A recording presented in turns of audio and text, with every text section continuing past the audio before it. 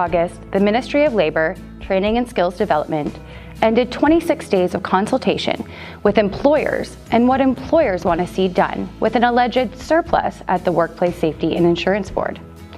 The purpose of the workers' compensation system is to compensate workers who are injured or made ill through the course of their employment.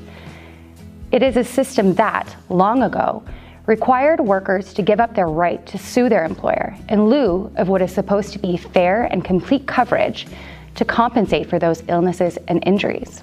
But as a union that represents more than 70,000 working people, and as workers' compensation representative that sees hundreds of injury claims and appeals come through our department every year, it's clear that this system has been failing workers for a very long time. So it was a surprise when suddenly the WSIB found itself with all this extra money laying around. And it's unbelievable, but not surprising, that the government would shrug its shoulders and ask only employers what to do with the money.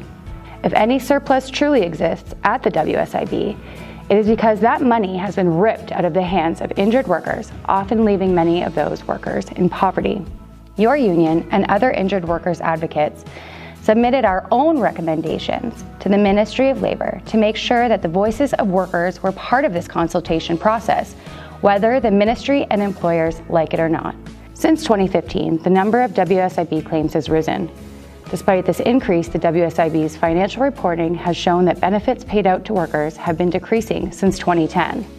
These costs also don't address supports for work-related chronic mental stress, which was added to the legislation in 2016. Despite that addition, the WSIB has reported only 6% of chronic mental stress claims have been allowed, while it reports allowing, on average, 78% for all other injuries. Chronic mental stress claims are failing to be addressed by the system and should be considered again before deciding that the system is fully funded. Your union's recommendations to the ministry, including the rejection of the idea that there's a surplus at all, included meaningfully consult all stakeholders on the compensation system, including benefit coverage levels and how claims are processed.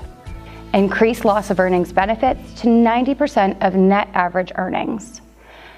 Match the inflation rate applied to injured workers' loss of earnings to the actual rate of the Consumer Price Index. Restore the loss of retirement income benefit ratio to a 10% contribution. Address non-economic loss ratings and increase the base amount to be more in line with the needs of those with lifelong impairments. Provide greater coverage for mental stress injuries and in more workplace sectors. You can read the union's full submission at the link on your screen.